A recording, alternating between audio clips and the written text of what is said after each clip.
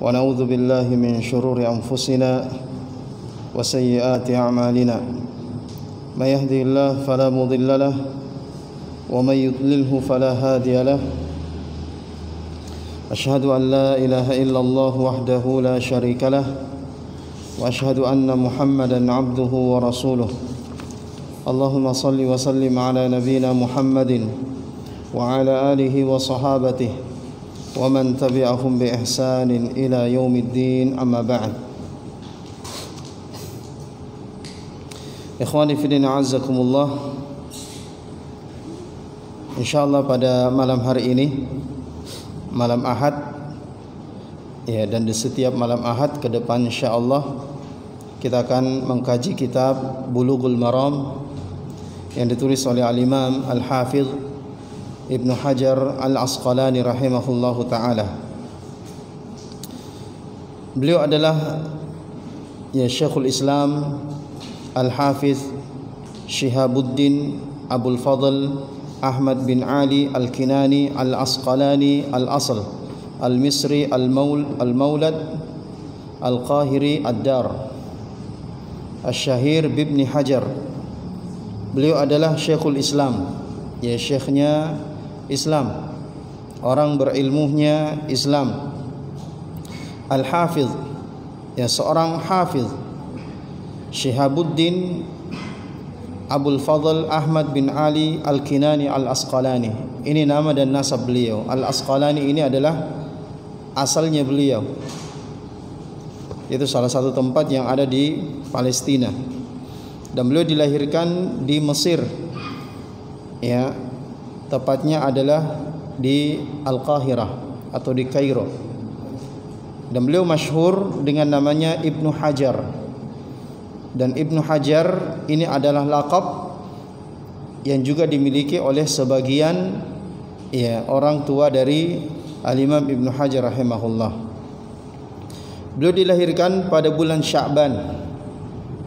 Ya, pada bulan Sya'ban di tahun ya 773, di tahun 773 di pinggiran Sungai Nil, ya, di pinggiran Sungai Nil, ya, di Mesir pada waktu yang lalu. Tayyib. Al-Imam Al-Hafidh Ibnu Hajar itu dikenal sebagai seorang yang cerdas. Ya, disebutkan bahwa beliau menghafal surah Maryam dalam satu hari. Ya, dan beliau banyak menghafal ya kitab-kitab yang masyhur pada zaman beliau. Ya, dan yang menakjubkan zaman dimuliakan oleh Allah bahwa Ibnu Hajar ini sudah yatim sejak kecil.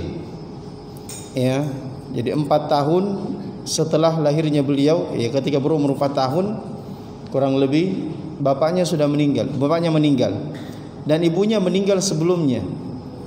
Ya, jadi ibunya meninggal sebelum bapaknya. Bapaknya meninggal ketika dia berumur 4 tahun.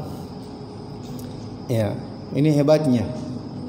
Ya, sudah tidak ada ibunya, tidak ada bapaknya, akan tetapi bisa menjadi seorang imam. Tayyib. Di antara guru-guru beliau, jadi guru beliau sangat banyak, ya. Disebutkan di sini guru beliau itu sampai sekitar 630 guru. 630 guru. Syekh. Jadi beliau keliling belajar. Ya, bisa dibayangkan gurunya sebanyak itu jamaah yang dimuliakan oleh Allah. Ya. Ya, dan ini faedah bagi kita semua bahwa ya kita tidak mengkhususkan diri dengan satu guru. Ya, karena mengkhususkan diri dengan satu guru menjadikan kita terbatas di dalam ilmu. Ya, karena seorang guru itu tidak tahu semua masalah. Tidak tahu semua masalah. Ya, ada masalah-masalah yang tidak diketahui oleh guru kita, diketahui oleh yang lainnya. Ya, maka kita harus berburu ilmu. Ya, belajar dari satu guru ke guru yang lainnya. Demikian seterusnya. Ya, semakin banyak guru semakin baik. Ya, yang penting kita perlu juga ya selektif ya di dalam memilih guru. Bahwa guru kita yang pertama dia harus seorang ahlus sunnah, seorang salafi, seorang yang berpegang teguh dengan Al-Quran, As-Sunnah sesuai dengan pemahaman para as-salaf. Ini yang paling pokok, akidahnya salafi, ya, manhajnya salafi. Kemudian yang kedua dia punya ilmu, ya. Biar salafi kalau tidak punya ilmu, ya, maka tidak boleh kita ambil ilmunya, karena faqidus syai' la yu'tih. Orang yang tidak punya sesuatu tidak akan bisa memberi. Jadi dia harus punya ilmu. Ya. Nah, ini dua perkara yang perlu untuk kita perhatikan dari seorang guru. Ya. Akidahnya, manhajnya benar, sahih, ala manhajis salaf, ala aqidati as-salaf. Kemudian yang kedua dia punya ilmu. Dia punya keahlian di dalam ilmu. Atau yang kata lain dia adalah ahli ilmu. Iya. Jadi biar dia punya ilmu yang banyak, kalau bukan akidahnya salafi, ya, bukan manhajnya ahlus sunnah, maka tidak boleh kita ambil ilmu kepadanya. Ilmu apapun itu, baik itu ilmu bahasa Arab, nahwu, ya, dan yang lainnya, tajwid, ya tidak boleh, karena dia akan memasukkan pemahaman-pemahaman kotornya di sela-sela pengajaran itu. Dan ini terbukti jamaah yang dimuliakan oleh Allah. Ya, belajar tajwid kepada ahli bid'ah, ya, akhirnya dia terseret kepada bid'ah tersebut, ya, menganggap bahwa itu tidak mengapa. Tayyib. Jadi Imam Ibnu Hajar itu punya 630 guru, Masya Allah. Di antaranya ada Al-Hafiz Al-Iraqi, ya, Al-Haythami, ya, Al-Bulqini, Ibnul Mulaqqin, Ibnu Jama'ah, ya, dan yang lainnya. Dan beliau juga punya murid-murid yang sangat banyak. Di antaranya Imam As-Sakhawi, ya, Al-Imam Al-Busairi, dan yang lainnya. Kemudian pujian ulama kita kepada Imam Ibnu Hajar. Ya, artinya Ibnu Hajar ini memiliki kedudukan yang mulia, ya, dan terhormat di hati-hati para ulama kita, sehingga mereka memberikan pujian. Ya, di antara pujian yang para ulama kita berikan kepada Imam Ibnu Hajar, sini disebutkan wasafahu mutarajjimuhu bi annahu Syekhul Islam. Ya, para ulama yang menyebutkan biografi dari Al-Imam Ibnu Hajar ini mensifati Ibnu Hajar sebagai Syekhul Islam. Ya, syekhnya Islam, Masya Allah. Ya, Syekh Islam. Kemudian juga mensifatinya sebagai Hafizul Masyriqi wal Maghrib. Hafiz, ya. Kalau kita katakan hafiz, jangan fikirkan penghafal Quran, ya. Itu kalau hafal Quran itu sudah, ya, sudah bisa kita pastikan. Jadi dahulu ulama bergelar hafiz, ya, itu karena dia telah menghafal, ya, sekian puluh ribu hadis, mendapatkan gelar al-hafiz. Ada juga mengatakan digelar hafiz karena, ya, guru-gurunya itu bisa diketahui siapa gurunya. Jadi bila hafiz, Hafizul Masyriqi wal Maghrib, ya, penghafal hadisnya timur dan barat, ini luar biasa. Ya, jadi Imam Ibnu Hajar jangan al-hafiz, oh penghafal Quran, oh itu sudah pasti penghafal Quran, ya. Ini hadis sudah yang dijaga, ini yang dihafal puluhan ribu hadis. Ya, Ibnu Hajar itu hafal Al-Quran ketika umur berapa? 9 tahun, zaman dimuliakan oleh Allah. 9 tahun sudah hafal Al-Quran. Dan dulu kalau dikatakan hafal itu sudah mungkin. Kalau masih salah-salah belum dikatakan hafal. Walaupun sudah hafal semua, sudah pernah hafal, ya, tapi tidak lancar. Kalau sudah lancar dikatakan hafal, ya. Tayyib. Dan beliau juga digelar sebagai Amirul Mukminin fil Hadis. Ini sudah tingkatan yang tinggi. Amirul Mukminin fil Hadis, ya, orang yang paling banyak menghafal hadis Nabi sallallahu alaihi wasallam. Ya. Dan ulama kita juga mensifati beliau dengan bikasratil ibadah wattiba'is sunnah. Ya, mensifati beliau bahwa beliau ini banyak ibadahnya. Ya, artinya ahli ibadah juga. Ya, dan ini diantara ya, apa yang menjadikan ulama kita itu mulia. Mereka di samping punya banyak ilmu, mereka juga banyak ibadahnya. Ya. Mereka punya banyak ilmu, banyak juga ibadahnya. Ini yang luar biasa dari mereka. Ya, kadang kita ini belajar tapi tidak beribadah. Nah, ada juga orang banyak ibadah tapi tidak mau belajar, tak balik. Ya. Taib, dan ittiba'us sunnah. Beliau senantiasa mengikuti sunnah Nabi sallallahu alaihi wasallam. Dan itu adalah buah dari menghafal dan memahami hadis-hadis Rasulullah sallallahu alaihi wasallam. Wa syiddatil inkari lil bid'ah, dan beliau juga dikenal, disifati oleh ulama kita sebagai orang yang keras di dalam mengingkari perbuatan bid'ah. Mengingkari bid'ah, dan orang yang melakukan bid'ah itu keras di dalam ya mengingkari mereka. Ya, dan ini juga zaman dimuliakan oleh Allah adalah buah ya dari seseorang memahami hadis Nabi sallallahu alaihi wasallam. Buah dari ilmu itu. Ya, kalau kita faham ilmu, maka kita akan tahu jeleknya bid'ah. Ya, kotornya bid'ah itu. Sehingga ketika kita melihat orang melakukan bid'ah, maka kita merasa jijik, kita merasa marah, murka dengan ya apa yang mereka lakukan itu. Ya, demikianlah orang yang punya ilmu. Ya, maka kadang girah mereka tidak membuat mereka diam dari bid'ah yang dilakukan, tapi mereka berbicara, angkat bicara. Apakah dengan ucapan mereka atau dengan tulisan mereka atau dengan keduanya. Mengingkari dengan lisan atau ingkari dengan tulisan-tulisan. Ya, kalau sudah diingatkan dengan lisan tidak mempan, ditambahi tulisan. Ya, dikasih. Tayyib. Wa husnil khuluq. Beliau juga disifati orang yang baik akhlaknya. Ya. Jadi keras dengan bid'ah, baik akhlaknya. Ya. Jadi jangan kita bayangkan kalau orang itu keras di dalam mengingkari bid'ah, yang kita bayangkan berarti orang ini orang yang ya keras, kaku, kasar, ya, tidak baik akhlak. Beliau baik akhlaknya. Ya, bahkan zaman dimuliakan oleh Allah, mengingkari perbuatan bid'ah, keras di dalam mengingkari bid'ah, itu salah satu akhlak yang baik sebenarnya. Ya, salah satu akhlak yang baik. Ya, ada orang yang berzikir dengan zikir yang tidak disunnahkan oleh Nabi sallallahu alaihi wasallam. Ya, dia cuma membaca Allah Allah Allah Allah, ya, atau membaca la ilaha illallah sambil goyang-goyang kepala, la ilaha illallah, ya, dan seterusnya. Kita ingkari. Apakah kita ini tidak bagus akhlaknya kalau kita ingkari? Ya.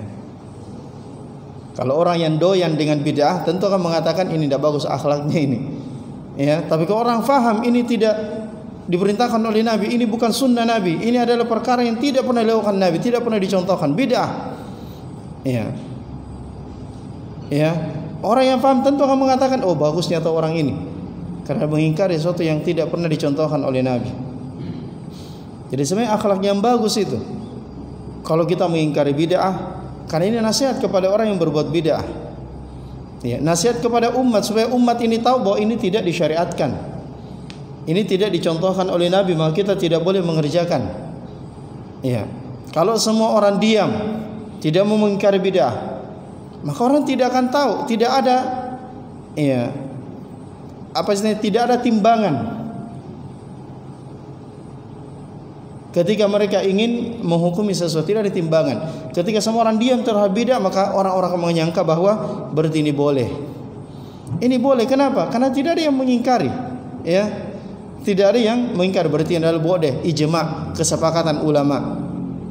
Taib. Tapi ketika ada yang mengingkari, ya, maka yang diingkari perlu diteliti kembali. Kenapa bisa diingkari? Harus dilihat kembali, ditelisik kembali, kenapa ini diingkari?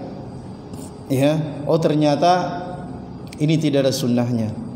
Ini tidak ada tuntunannya di dalam agama Allah. Ini termasuk akhlak yang baik zaman dimuliakan oleh Allah. Ya, makanya saya sering katakan bahwa akhlak yang baik itu standarnya itu bukan perasaan. Ya, jangan kita standar dalam menentukan akhlak baik atau tidak itu perasaan. Ya, kadang orang seperti itu. Ya, jadi semua itu dengan perasaan. Oh bagus ini akhlaknya, oh tidak bagus ini. Pakai perasaan, tidak menggunakan ilmu. Ya, Ada orang yang mengingkari bid'ah. Bahkan kita tahu Ali bin Abi Thalib itu memerangi Khawarij, memerangi ahli bid'ah. Khawarij ini orang yang ahli ibadah sampai hitam jidatnya, hitam tangannya, lututnya bahkan menghitam karena saking banyaknya sujud kepada Allah. Diperangi siapa? Diperangi oleh Ali bin Abi Thalib. Apa kita mau mengatakan Ali bin Abi Thalib tidak bagus akhlaknya? Tidak, itu akhlak yang baik. Itu termasuk akhlaknya memerangi orang seperti, karena mereka membuat kerusakan di muka bumi. Menjadi sebab datangnya murka Allah Subhanahu wa taala. Jadi jangan kita pakai perasaan, pakai ilmu. Menentukan itu akhlak baik atau tidak itu dengan ilmu. Tidak boleh dengan perasaan. Karena kalau perasaan berdasarkan biar orang awam bisa juga menilai baik atau tidak. Karena semua orang punya perasaan. Tapi kita menilai sesuatu dengan ilmu. Wal wara, dan beliau juga memiliki sifat wara. Subhanallah. Yaitu hati-hati dari hal-hal yang diharamkan oleh Allah. Jadi orang yang wara itu adalah seorang yang meninggalkan yang haram, ini sudah jelas. Meninggal yang haram sudah jelas. Meninggalkan yang syubhat. Di sini. Syubhat itu tidak jelas halal dan haram. Ketika orang meninggalkannya, tidak jelas halal atau haram, tidak jelas. Tinggalkan. Inilah sifat wara. Dan ada juga sifat wara yang Masya Allah kedudukannya luar biasa. Itu seorang yang meninggalkan perkara-perkara yang mubah secara berlebih, artinya meninggalkan berlebihan dalam perkara-perkara mubah karena takut terjatuh dalam perbuatan yang haram. Jadi dia meninggalkan berlebihan dalam hal mubah karena tidak mau jatuh dalam perkara yang haram. Wa shiddatit taharri fi ma'kalihi wa mashrabihi wa malbasihi. Dan beliau juga disifati oleh para ulama yang menyebutkan biografi beliau bahwa beliau adalah orang yang sangat keras di dalam menyeleksi makanannya, minumannya dan pakaiannya, menyeleksi halal dan haramnya. Jadi betul-betul tahari, betul-betul memperhatikan makanan itu, apakah ini halal atau tidak, minumannya halal atau tidak. Yang dimaksud halal atau tidak di sini cara sampainya harta itu kepadanya. Cara sampainya harta itu kepadanya, cara dia mendapatkannya. Dia betul-betul perhatikan itu. Dia tidak masukkan ke dalam mulutnya satu makanan atau seteguk minuman kecuali dia yakin bahwa ini sudah halal. Tentu berdasarkan ilmunya yang sangat luas. Ilmunya ini halal dimakan. Kalau ragu dia tidak makan. Tayyib. Dia pula dalam masalah pakaiannya, beliau juga disifati sebagai orang yang tawadhu wal bu'di anit tabahi. Beliau juga dikenal sebagai orang yang tawadhu. Apa itu tawadhu?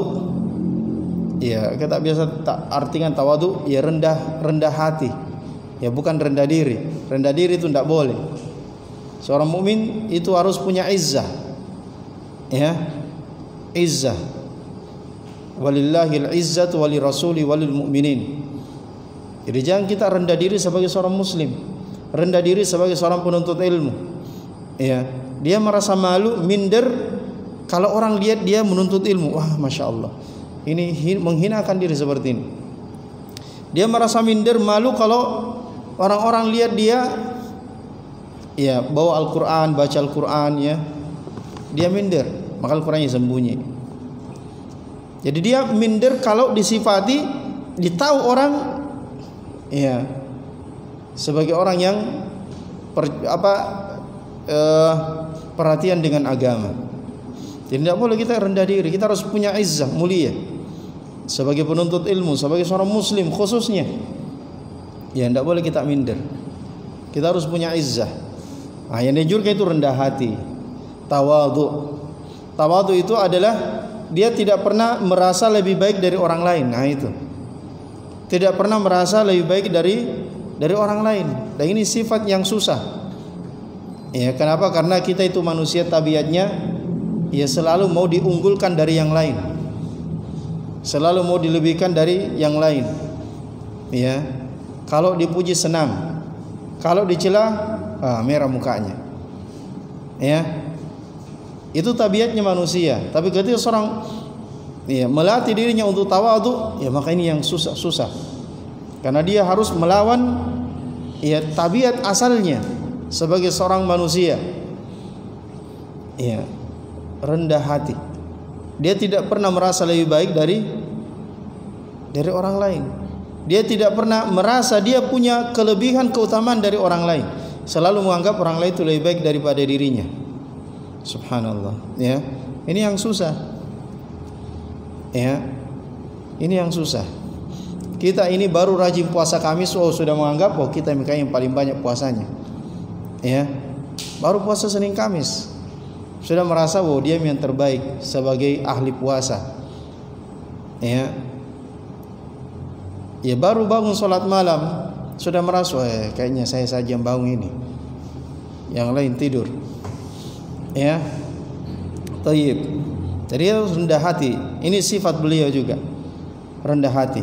Ya, dengan ilmu yang luas zaman dimuliakan oleh Allah. Ya, ilmu yang luas ini tidak membuat beliau sombong. Dan ini tanda bahwa orang itu bermanfaat ilmunya.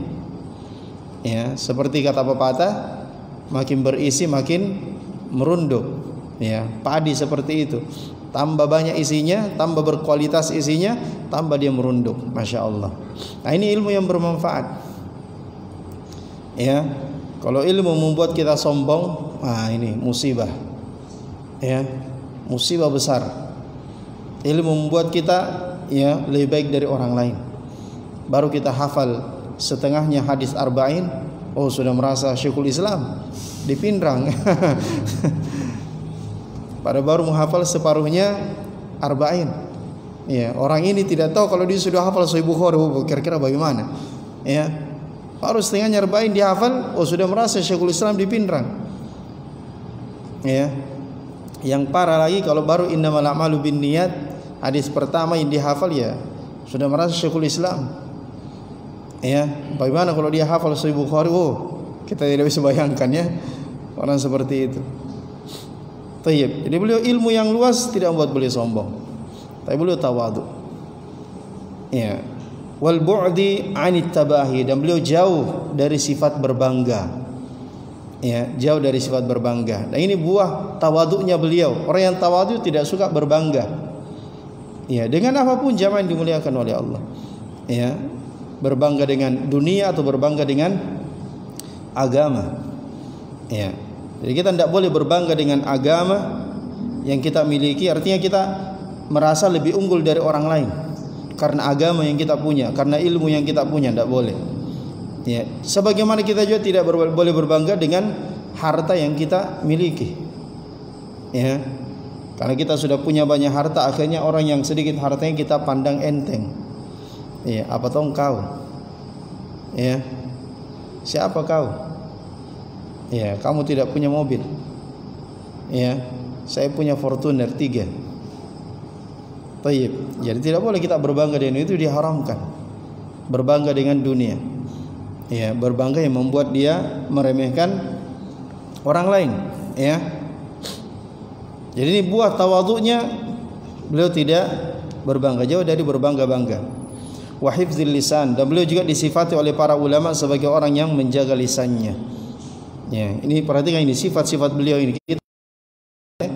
Sifatnya Masya Allah, menjaga lisan. Ya, tidak sembarang ngomong, ya, tidak sembarang berbicara, tapi menjaga lisannya dari hal-hal yang diharamkan atau hal-hal yang tidak bermanfaat. Wasi'atus sadar wal hilm, beliau juga punya sifat si'atus sadar, lapang dada. Ya, lapang dada. Maksudnya sisi waktu lapang dada, kalau ada yang berbuat salah, dia maafkan walaupun dia tidak minta maaf. Nah, ini juga susah, ya. Kadang orang minta maaf saja kita tidak memaafkan. Apalagi kalau kesalahannya itu fatal. Wah, Masya Allah, merusak banyak hal. Ya, kadang dia sudah datang minta maaf, bermohon, kita tidak maafkan. Ya, tapi beliau rahimahullah itu maafkan. Semua orang ini minta maaf, sudah dimaafkan. Itu artinya apa? Lapang dada. Ya. Kalau kesalahannya besar fatal, maka dimaafkan. Ya. Ini sifat si'atus sadar, lapang dada dengan kesalahan orang. Ini kadang susah jemaah dimuliakan oleh. Ini hanya dimiliki oleh orang-orang yang berjiwa besar. Ya. Orang-orang yang berjiwa besar. Abu Bakar As-Siddiq, ya, anaknya difitnah telah melakukan perbuatan serong, selingkuh, ya, dan orang yang ikut menyebarkan fitnah tersebut adalah orang yang ditanggung hidupnya Abu Bakar, ya, artinya sering diberikan sedekah infak oleh Abu Bakar, ditanggung hidupnya, ya. Kemudian Abu Bakar bersumpah tidak akan mulai kasih dia sedekah, ya, karena dia ikut menyebarkan fitnah bahwa anaknya Aisyah selingkuh. Padahal Aisyah ini istri Rasulullah sallallahu alaihi wasallam. Ya, Abu Bakar tidak mau lagi. Ya. Kemudian ditegur oleh Allah. Ditegur oleh Allah Subhanahu wa taala. Akhirnya beliau kembali melanjutkan infak dan sedekahnya kepada kepada orang ini. Diberikan lapang dada, dimaafkan. Baik. Wal hilm, dan beliau juga punya sifat lembut. Ya, Masya Allah. Jadi sifat lembut beliau tidak menghalangi untuk keras dengan perbuatan bid'ah. Ya. Baik. Wa hifzil waqti, dan beliau juga disifati sebagai orang yang suka menjaga waktu.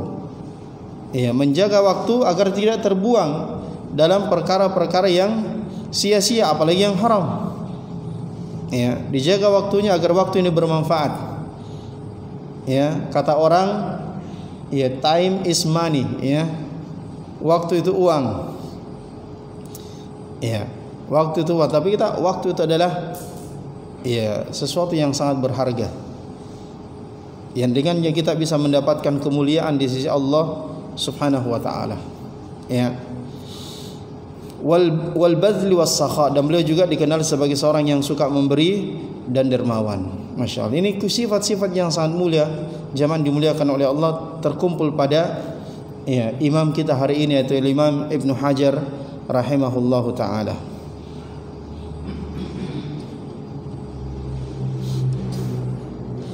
Kemudian beliau memiliki banyak tulisan, beliau memiliki banyak karya tulis.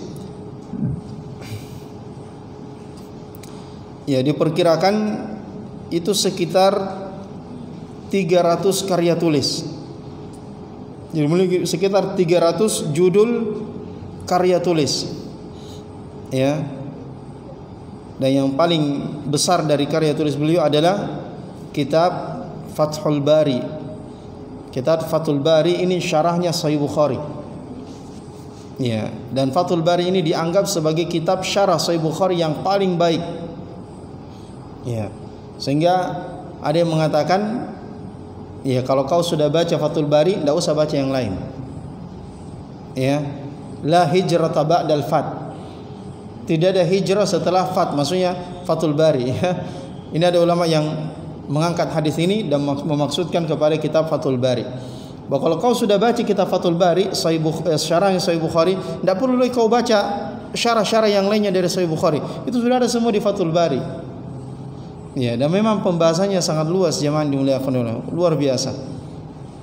Ya, kitab Fathul Bari ini.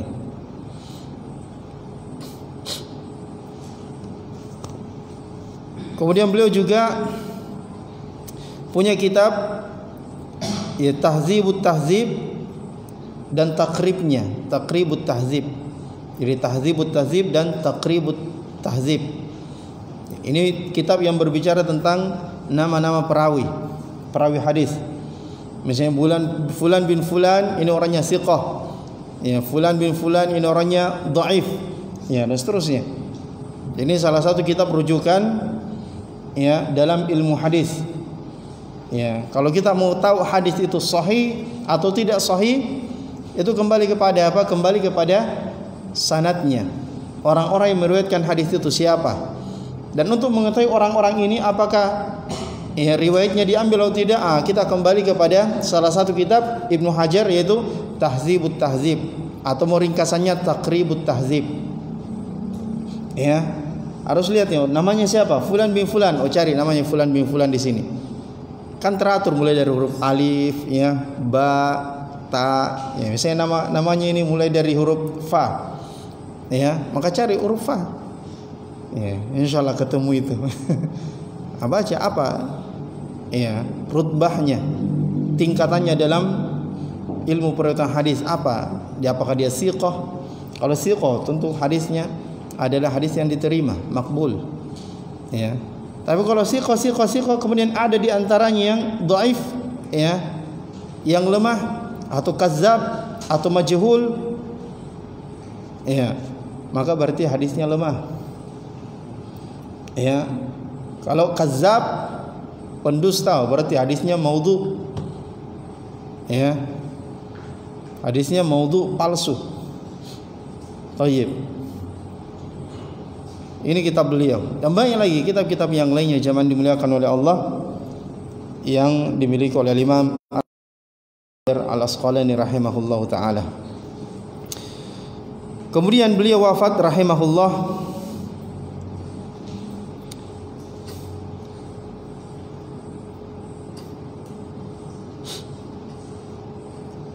pada malam Sabtu, ya. Jadi pada malam Sabtu tanggal 18 Zulhijjah tahun 852. Tahun 852. Ya. Ini tanggal wafatnya beliau, malam Sabtu tepatnya. Dan beliau meninggal ini setelah beliau sakit kurang lebih selama sebulan atau sebulan lebih beliau sakit. Dan dalam keadaan sakit itu, masya Allah, beliau tetap mengajarkan ilmu, beliau tetap menulis dan seterusnya. Tidak menghalangi beliau untuk tetap berkhidmat untuk agama Allah Subhanahu wa taala. Baik. Ini secara ringkas tentang biografi dari Al-Imam Ibnu Hajar, yang disebutkan oleh para ulama kita di dalam kitab-kitab biografi beliau. Kemudian kita membacakan muqaddimah yang disebutkan oleh Imam Al-Hafidz Ibnu Hajar Al-Asqalani rahimahullah. Beliau mengatakan bismillahirrahmanirrahim. Beliau mulai kitabnya dengan bismillahirrahmanirrahim, dan ini adalah kebiasaan yang disebutkan oleh para ulama kita. Alhamdulillah ala ni'amihi al-zahirah wal batinah qadiman wa hadisan. Segala puji bagi Allah atas nikmat-nikmatnya al-zahirah wal batinah, nikmat yang zahir dan nikmat yang batin. Yang zahir itu yang terlihat. Apa yang terlihat? Seperti makanan, minuman, nikmat pakaian, nikmat harta dan seterusnya. Ini nikmat yang terlihat. Wal batinah, nikmat yang batin, maksudnya tidak terlihat, seperti nikmatuddin, nikmat agama. Nikmat agama. Ini nikmat yang tidak terlihat. Nikmat kita bisa menjadi orang yang tawakal kepada Allah. Nikmat kita bisa menjadi orang yang ikhlas di dalam melakukan ibadah kepada Allah Subhanahu wa taala. Ini nikmat yang tidak terlihat. Ini nikmat yang paling besar zaman dimuliakan oleh Allah. Qadiman wa hadisan, baik itu yang telah Allah berikan dahulu atau nikmat yang nanti akan Allah berikan kepada kita. Karena sejak kita lahir, bahkan sebelum kita lahir, kita ini sudah diliputi oleh nikmat-nikmat Allah Subhanahu wa taala. Tidak pernah kita terputus dari nikmat Allah Subhanahu wa taala. Dan selama kita hidup, maka selama itu kita tetap mendapatkan nikmat dari Allah Subhanahu wa taala. Wassalatu wassalam ala nabiyhi wa rasulihi Muhammadin wa alihi wa sahbihi alladzina saru fi nusrati dinihi sayran hasithan. Wassalatu wassalam, salawat dan salam. Salawat maksudnya di sini adalah pujian Allah untuk beliau di hadapan malaikat-malaikatnya. Itu di antara mana salawat, Jadi semoga Allah bersalawat atas beliau, memuji beliau di hadapan malaikat-malaikatnya di langit yang ketujuh. Baik. Wassalam maksudnya adalah assalam, keselamatan, min kulli afah, keselamatan dari penyakit, kekurangan dan lainnya. Ya. Dan keselamatan ini didapatkan oleh beliau setelah beliau wafat. Setelah beliau wafat, ya, beliau selamat dari semua gangguan, dari semua kekurangan, dari semua penyakit dan seterusnya. Ya. Ala nabiyihi, atas nabinya itu Muhammad sallallahu alaihi wasallam, nabi dan rasulnya. Jadi beliau nabi dan rasul. Ya. Ada yang diutus oleh Allah sebagai nabi saja, dan ada yang diutus oleh sebagai rasul. Apa pengertian nabi dan rasul? Ada yang mengatakan bahwa nabi itu adalah orang yang diberikan wahyu, ya, dan dia tidak diperintahkan untuk menyampaikannya. Adapun rasul diberikan wahyu, diperintahkan untuk menyampaikan. Ini yang paling disebutkan oleh ulama kita. Ya, akan tetapi ya pengertian seperti ini ya kurang tepat sebenarnya. Kenapa kita katakan kurang tepat? Ya karena yang namanya nabi itu kan dari kata an-naba. An-naba itu apa? Berita. Ya, menyampaikan berita. Artinya nabi ini diutus untuk menyampaikan berita. Berita dari Allah. Berarti nabi juga berdakwah. Berarti nabi juga, ya para nabi juga berdakwah. Ya. Jadi bagaimana pengertian yang tepat? Ya, yang tepat adalah bahwa rasul itu adalah orang yang diutus oleh Allah dengan syariat yang baru. Dengan syariat yang baru. Adapun nabi itu yang diutus oleh Allah Subhanahu wa taala untuk melanjutkan atau mengokohkan syariat dari rasul sebelumnya itu. Misalnya ada rasul diutus, ya, menetapkan syariat, ya, yang baru, yang lain dari rasul yang lainnya.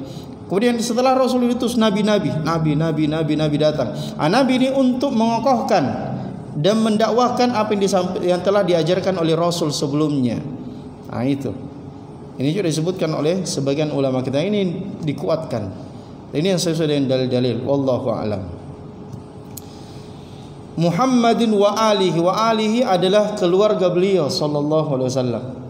Ada yang mengatakan alihi di sini adalah pengikutnya, pengikut Nabi sallallahu alaihi wasallam. Tapi ini dilemahkan oleh Imam Ibnu Qayyim rahimahullah. Ya, bahwa alihi itu tidak tepat kalau dikatakan pengikut beliau, tapi ini maksudnya keluarga beliau. Wa sahbihi, dan sahabat-sahabat beliau. Ya, sahabat-sahabat beliau. Jadi beliau mendoakan salawat, salam, keselamatan atas Nabi Allah dan Rasulnya Muhammad, keluarganya dan sahabat-sahabatnya. Ya, yang sahabat-sahabat ini ladina saru fi nusrati dini. Yang mereka ini berjalan untuk menolong agama Allah Subhanahu wa taala, ya, dengan sangat cepat. Ya. Dengan cepat, dengan sairan hasisan. Wala atba'ihimul ladzina warithu ilmahum, dan atas pengikut mereka, itu pengikut para sahabat yang mereka ini warithu ilmahum, mewarisi ilmunya para sahabat. Dan ilmu para sahabat itu ilmu dari Rasulullah sallallahu alaihi wasallam. Ya. Wal ulama warasatul anbiya, dan para ulama itu adalah pewaris para nabi. Para ulama adalah pewaris para nabi. Akrim bihim warisan wa maurusan. Akrim bihim ini ya sighah ta'ajjub, ya, sighah ta'ajjub maksudnya keheranan, alangkah, ya, kalau kita artikan. Jadi sighah ta'ajjub itu dua bentuknya, ya, bisa ma akramah atau akrim bihim. Akrim bihim kalau banyak orang, akrim bihi kalau satu, ya. Jadi akrim bihim warisan wa maurusan, alangkah mulianya, ya, yang mewarisi dan yang dia warisi. Siapa yang mewarisi? Ulama. Yang dia warisi siapa? Yang dia warisi Rasulullah sallallahu alaihi wasallam. Baik. Amma ba'du, adapun setelah itu, fa hadza mukhtasarun. Kitab ini adalah mukhtasar, ringkasan. Ya, ringkasan maksudnya yang sedikit lafaznya, yang sedikit kata-katanya, tidak bertele-tele, ya, karena memang hadis-hadis saya di dalamnya. Ya, bahkan hadis-hadisnya dipotong, diambil intinya saja.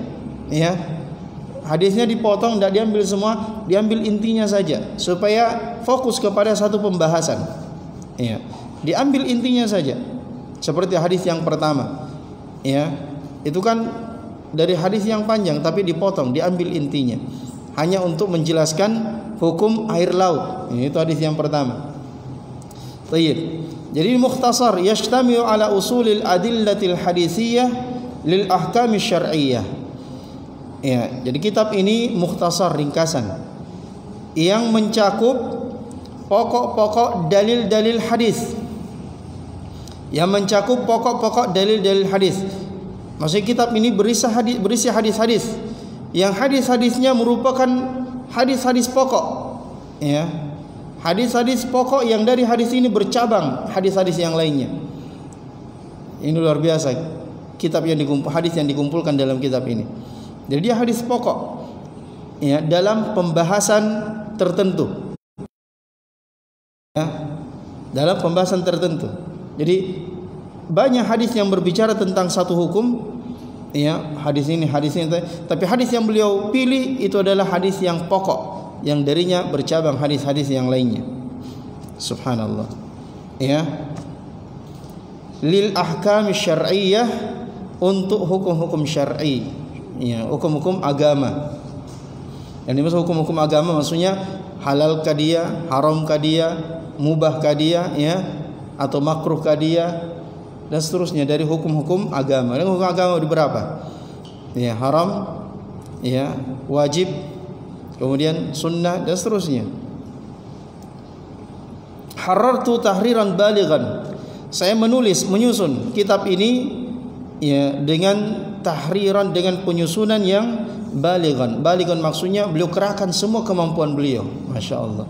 Jadi beliau betul-betul mengarahkan semua kemampuan beliau untuk menulis kitab ini, ya, untuk memperindah bahasan kitab ini, ya. Liyasbira man yahfazuhu min baini aqranihi nabighan. Ya, bukan liyasbira kayaknya sini, ya. Saya lihat dulu. Iya, liyasira, bukan liyasbira. Kalau sini liyasbira. Nah, ini kalau cetakan biasa-biasa saja, ya. Kadang, ya, kurang satu titik itu sudah berubah arti. Sini liyasbira.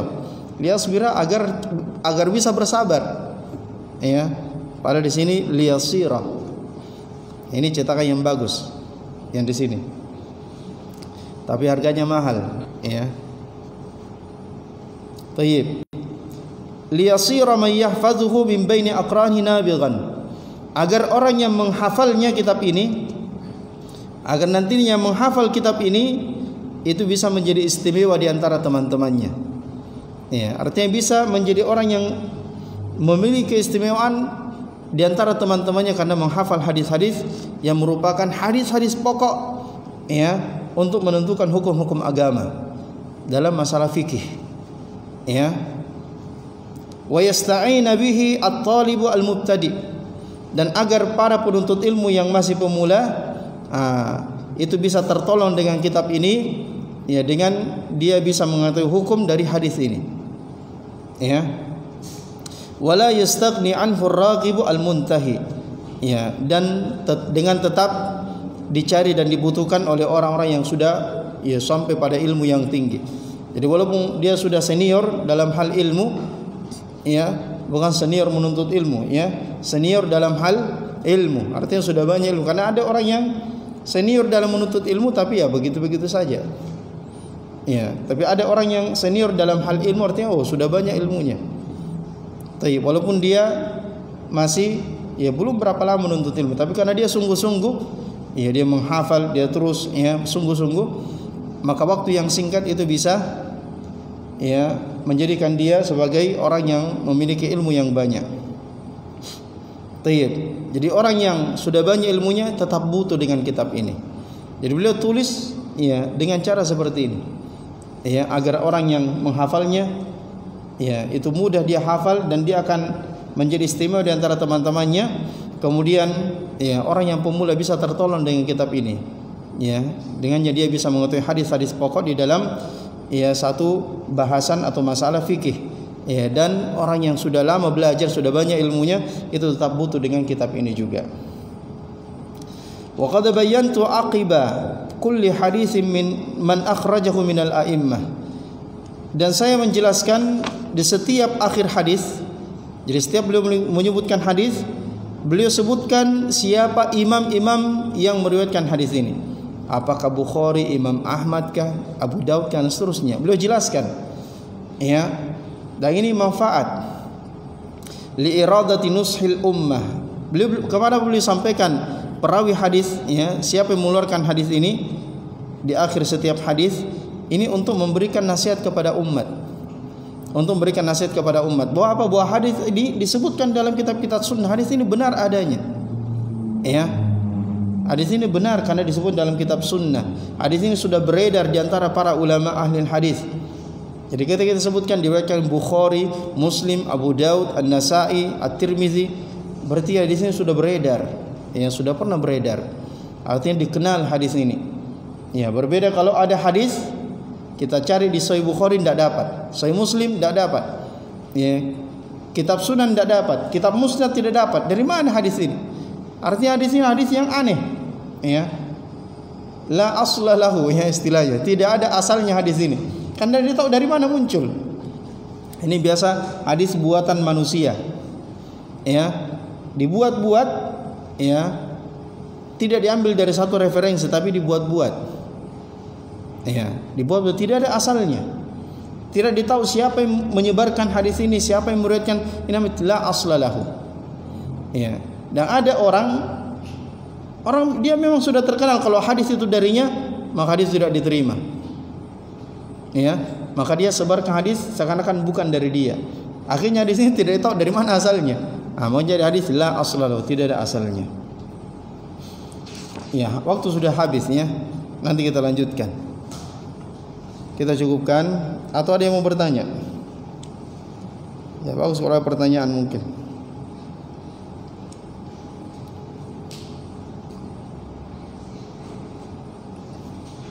Ya, kalau tidak ada kita cukupkan. Subhanakallahumma wa bihamdih nasyhadu an la ilaha illa anta nastaghfiruka wa atubu ilaik.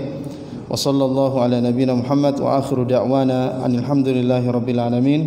Wassalamu alaikum warahmatullahi wabarakatuh.